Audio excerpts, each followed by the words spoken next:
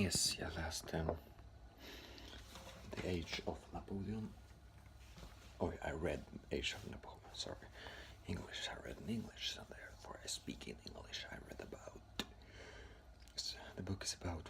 I think it's from 1789 or the French Revolution to Napoleon in 1810 something. So it's a very short period.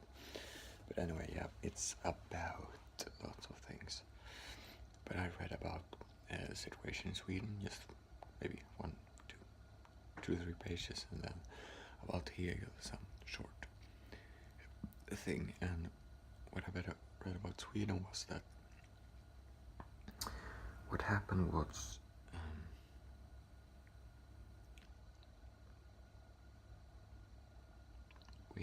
we in the book here on map it's said that Sweden was independent from this whole Napoleon Empire, and the only other states that was independent as we was Russia, Sweden, Russia, Ottoman Empire, which was quite small back then, at this time, and Portugal, and England, and Ireland.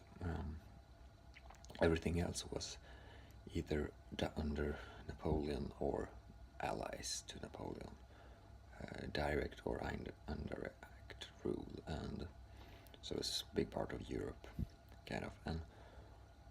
But in Sweden, what happened was that we had our reaction to the revolution was a positive one, except for the king, because the king is kind of. I'm confused why Napoleon come after the revolution, because Napoleon is, I haven't read about that, so Napoleon is kind of a monarch, I guess, but anyway, so I guess the revolution is about not having a monarch, but anyway, we had a monarch, of course, and have had that, and therefore he was not positive a perception of this whole thing. But what I remember the exact sequence of events, but what happened was that in some sort of there was no I guess that was why he was killed, this person. I think it's on the masquerade, but I can remember wrong, but he was killed anyway, that's for sure. And when he was killed, he was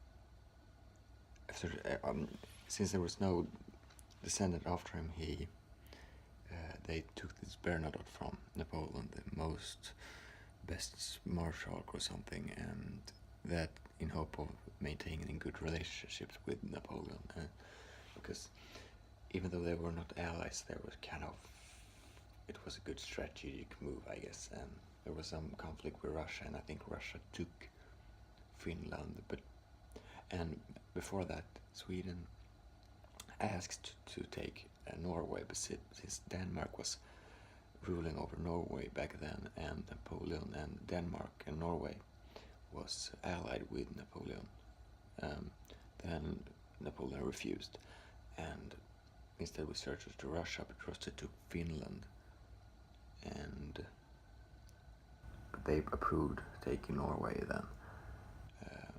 But let's see. Yeah, but I don't know if that happened. They just approved. But anyway, we lost since Sweden. We did something that made Napoleon get an argument for taking our lost parts on the main line, called Prussia or something. It's close to this Kaliningrad, or what's it called in the Russian part with Poland. But anyway, so yeah, that was what happened, what I remember, and what happened. But still, we had kind of an argument with Napoleon about what. Oh, I remember we supported this province we had on mainland, supported trade with British trade on other trade, which Napoleon tried to take a hold of, and we lost that. But nevertheless, I don't know why we. It said in the end that we had the power, I guess with Bergsund, to approve British trade, and in the Baltic Sea. And one small thing was also that the Russians crossed the Gothic Sea, no, the Bottenviken, and attacked, kind of. I don't remember the exact sequence of events there either, but anyway, I also read something about Hegel, and when I read about Hegel, I read that he was curious about the mind. I know he's famous for this thesis, antithesis, and synthesis, and the history of events, and it's not about be or not to be, but what becomes, and the history. History is about becoming. It's about now, kind of. Sam Owens talks about this. But anyway, what I read now was about the mind, and the mind. He said that he had a word for it, which is like ghost. It's like ghost or spöke, kind of. And this ghost was similar. They translated it to mind, he says, the author, and it's about. Basically, it's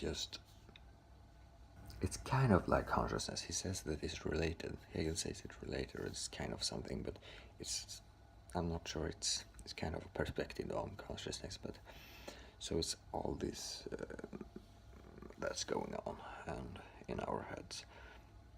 But that's not maybe the way he kind of was. What he wanted to do was kind of an investigation of all that is human experience, I guess, like consciousness, feeling, touch, speaking. I don't know, but this ghost thing, mind, or also called spirit sometimes, is what did he say about consciousness? Yeah, like many other philosophers, he investigated that.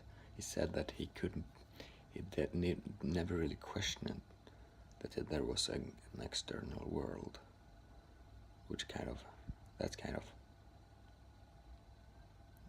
surprised me. But anyway, that's what I remember. See you in the next video. Bye.